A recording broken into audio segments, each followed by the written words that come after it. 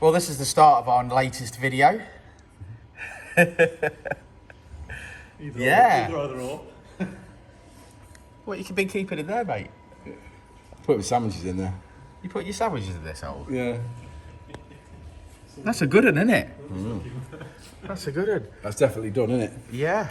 Do you know what, though? Too much boost. This hole, he was warned about this hole. He was warned about this hole, yeah. Yeah, because it had been mapped elsewhere, and then he said he wasn't happy with his map. So what he did was... He fitted 4 boost controllers. He upped his boost.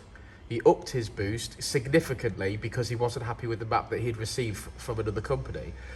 When we had it in for the clutch, because the clutch was slipping, we noticed that he'd had his boost solenoids, all sorts of higgledy-piggledy. We said to him, would you like us to rectify that so that it's safe? No, I like it. Pulls loads harder. Yeah. Yeah. Yeah, it does pull loads harder. Well, it does pull loads harder, and that's the result, and that's what you get. So when we're talking about mapping, when you get your car mapped, doesn't matter whether it's here or anywhere else, once it's mapped, that's it. It's mapped. You don't start modifying it and trying to go for more power, because your map is your limit. That's like, it's been mapped to the safest of its ability, certainly here anyway. So do not start modifying your cars after they've been mapped. So I'm talking, don't fit a bigger, induction kit, don't fit a bigger exhaust, don't go for a better supercharger. I think it's more, NA is not so important, although it will make a difference. If you fit an inlet manifold, then you would need it mapping. Yeah. But if you just change your exhaust, it might not make that much difference, and you'd be okay with an NA car to get to a tune. But if it's boosted... But if a boosted car, if you... Especially if it's already mapped. If you put a bigger turbo on it, or up your boost, or do anything like that, well, this is what happens. Yeah. Yeah, once it's mapped to the safest ability of the car. And when you start trying to add more boost to it, the fueling will not be correct. So, but yes, in this case, a little rod has come out of it. I don't know where it is, that rod, but it's not in there anymore, as you can see. Oh, I think it's in there. Oh, you think? It's in there. Yeah, I can see it. It's in there, it's just in parts. Yeah, it's in bits in there. It's in bits in there. Well, there you go. So this one will be getting rebuilt, and then our mandate is to tune it safely and give him a good feeling that he doesn't have to mess about with.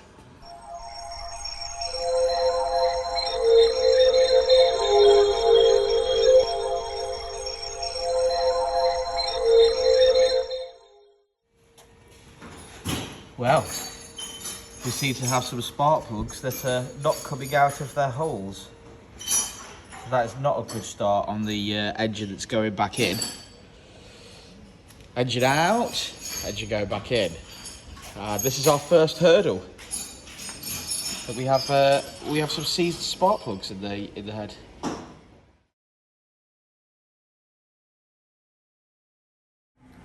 Well, after having the engine put in, after its failure, as I keep saying, this was mapped elsewhere, and the customer wound the boost up after his map because he wasn't happy with it.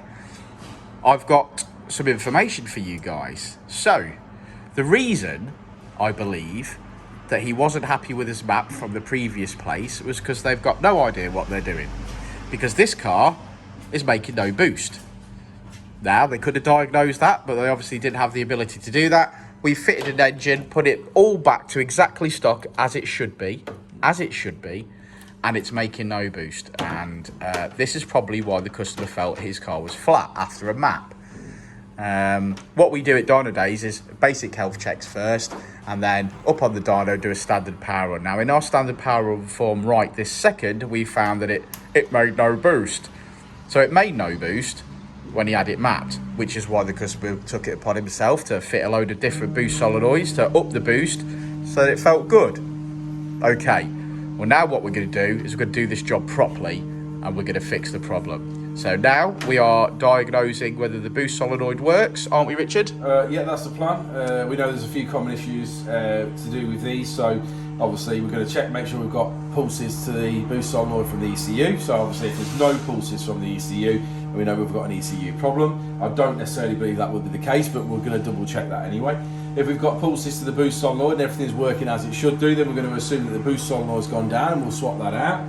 If obviously the boost solenoid gets swapped out and that still doesn't sort it, then well, it should work at that point if you've got a signal. Yeah, Obviously, yeah, if it doesn't, then we'll obviously probably end up fitting a 3-port boost solenoid, to be honest, and then just mapping it basically exactly like we did the one the other day. Yeah. And then mapping it. So it's one of those. It's becoming more and more common now to see common issues with these. And like you're saying, the boost solenoid probably didn't work. It was mapped and probably had a flash map put on it. Customers had it back. No dyno run. Not happy with it. Told it's 270 brake, which is just ludicrous and impossible. Yeah. And then he's, like I say, he's messed around with boost solenoids. I mean, basically, he fitted 4 standard boost solenoids to this car, which ultimately all it would have done was just basically would have been an effect like pulling the actuator pipe off. Yeah. Which is why he said it went really well. And obviously, then he was saying his clutch was slipping. We fitted, did clutch cam belt and everything on this car. Advised him that that's not the way to do things. And once that clutch beds in and it grips, you're going to spit a rod. And within 2 weeks, we had a phone call. That's exactly what happened. Within 2 weeks, had a phone call saying it spat a rod. He's been waiting now, 6 to 8 weeks. I think he's been waiting to get this in and get it fixed. Yeah. Through one thing or another, it was supposed to get delivered by a recovery company. It didn't get delivered, so he lost his deposit and his booking slot, and then he had to wait in the queue again to get back in. We've done all of the mechanical work. It runs perfectly fine. We've done a standard power run like Dan says, and we found an issue. So we're going to try and get obviously that rectified and get that sorted as quick as possible and get on with the map. Let's get cracking.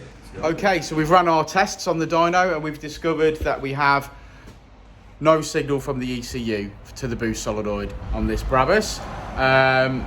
Effectively what that means is that this game is over for today. We need to source ourselves a Brabus ECU because the Colt CZT ECUs or the Rally Art ECUs, whilst they will start the engine and it will drive, it won't control all the body modules like the central locking and the boot popper and things like that. So right this second, unfortunately, it's game over. The car's going back outside and we better source ourselves an ECU. Time to phone the customer.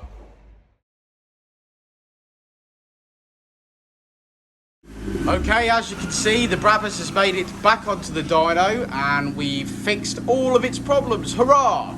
And now it's time to tune it. So with the EcuTek software in hand, Richard will now begin tuning. Won't you, Richard? Okay. You bloody will.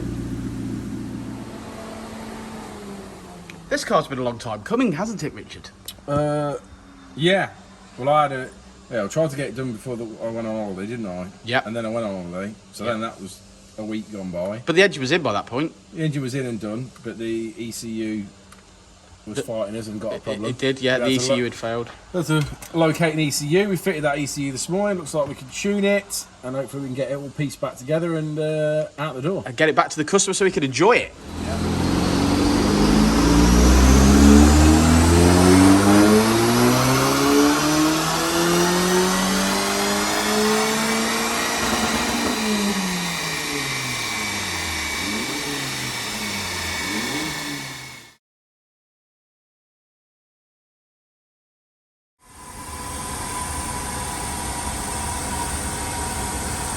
Cream. Yeah. You got a mustache.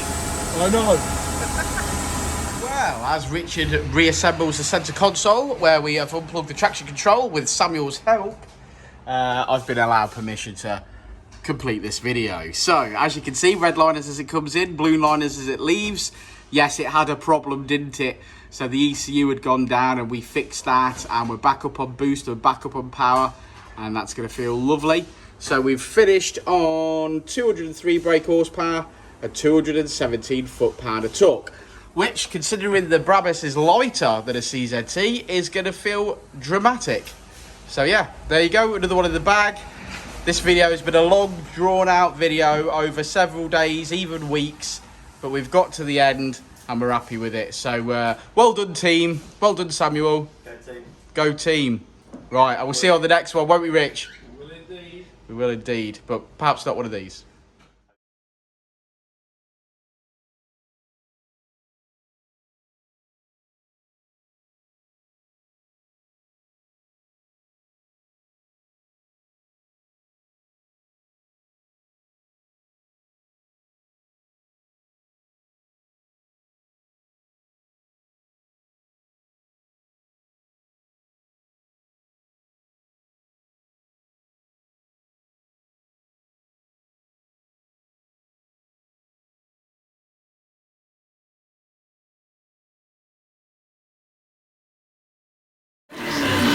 say to do.